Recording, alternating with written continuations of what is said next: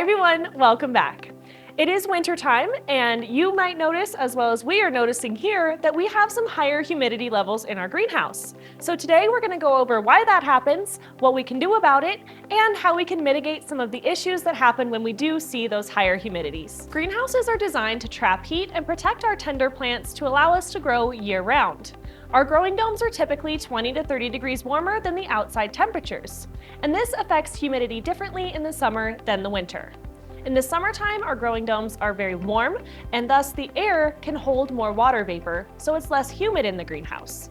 We also have a lot of active ventilation in the form of fans and vents that allow for fresh air to enter the space. In the wintertime, trapping heat becomes a priority, so we often disengage our vents and keep our doors closed so that we can keep as much heat in the greenhouse as possible.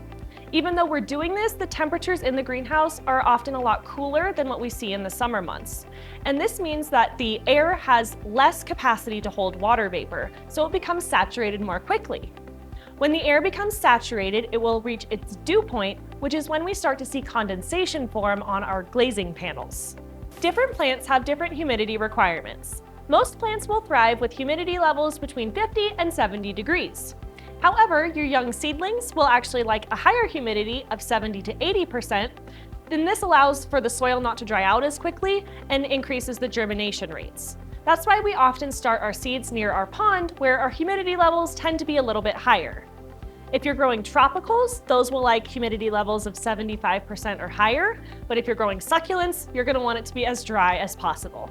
Controlling humidity levels in your greenhouse are important because once we start seeing condensation and excess humidity, we can start to notice issues such as mold and mildew, as well as pest problems. So we want to try to mitigate those by keeping our humidity levels in check. Because there are so many different factors that impact humidity, there's not a one-size-fits-all solution to keeping your humidity levels low. But there are a few things that we've learned along the way that we're going to share with you. Number one is watching your water usage. It's very easy to overwater your greenhouse in the wintertime, so we like to use a hygrometer so that we can keep track of the moisture levels within the soil, and we're only watering when we need to. This also helps us prevent excess water buildup on the floor, which will then evaporate and create higher humidity. You can also utilize a hygrometer and a temperature sensor just to monitor the overall relative humidity in your greenhouse, which will give you a good baseline as to what you're working with. We like to use a system that allows for data tracking, and we've purchased this one from Amazon. It's relatively inexpensive. There are more high-tech options available as well. Increasing ventilation will also help to decrease humidity levels. And while we're not trying to bring in too much outside air, it is a great idea to open your dome door on a warm, sunny day, even in the middle of winter. It sounds a little counterintuitive, but the cool air from outside is often drier than the air that's been trapped within the greenhouse, so we want to try to bring in some of that fresh air. So this type of device allows you to track the humidity and the temperature throughout the day. You can look at it weekly, monthly. So here I'm going back to the beginning of the day, and you could see when our temperature was the lowest, our humidity was pretty high. And right around this time is when I opened the door. You could see how drastically the humidity dropped off. And our temperatures are also increasing because we're getting more into the heat of the day. You can also add active ventilation internally. So you can use a horizontal airflow fan, or you can use an oscillating fan, something simple that you may already have around your house. And this keeps the air circulating within the greenhouse. So it's not necessarily going to decrease temperatures, but it will keep the air mixed up, avoiding those cold spots, which will lead to condensation. Adding heat to your greenhouse can, in theory, decrease the relative humidity because we're increasing the temperature. However, the source of your heat does have a significant impact. For years, we relied on propane heaters for their off-grid capabilities. It's relatively inexpensive, they're easy to access, but water vapor is a byproduct of the combustion of the propane, so it can actually increase the humidity levels within the greenhouse. We've opted now for more electric heaters because they create a dry heat and do not impact the humidity levels negatively. Dehumidifiers are also an option if you do have excessive humidity levels for an extended period of time.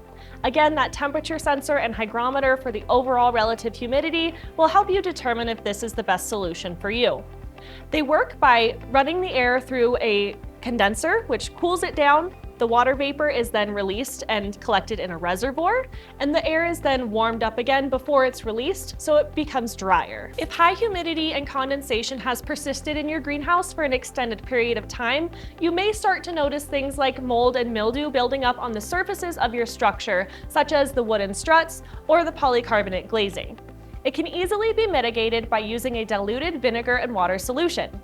It's a 1-to-1 ratio. You'll spray that vinegar and water solution onto the surface, let it sit for about 10 to 15 minutes before scrubbing or wiping it away. Powdery mildew and other fungal diseases can also become more prevalent on your plants. And we like to tackle this with a potassium bicarbonate solution. So we will spray a mixture of 1 teaspoon of potassium bicarbonate, about a half a teaspoon of Castile soap, diluted in about a gallon of water, onto our plants. We will also make sure to remove any diseased leaves so that we can increase the airflow and help to reduce the spread of these diseases from plant to plant. This solution is great because you can customize it. So if you happen to have soft-bodied insects such as aphids as well as the powdery mildew, you can simply increase the amount of Castile soap because that will help to dissolve the shell of those insects and thus get rid of them. And if the powdery mildew or fungal diseases tend to be excessive, you can increase the application rate to 1 to 2 times a week. We do recommend applying this solution in the morning for best results. And as always, with any type of solution, we recommend that you test it on a small, inconspicuous place. So do it on a little plant first before you start spraying it around your whole greenhouse. The same with the vinegar and water solution. Managing humidity levels in our greenhouses over the winter are crucial for our overall plant health as well as the longevity of the greenhouse structure. By understanding the reasons why humidity levels are higher in the winter, such as decreased ventilation and cooler temperatures, we can help create a system that will help to keep those humidity levels low and in check. If there's a system that works best for you, please share it with us in the comment section down below. Thank you so much for watching, and we'll see you soon.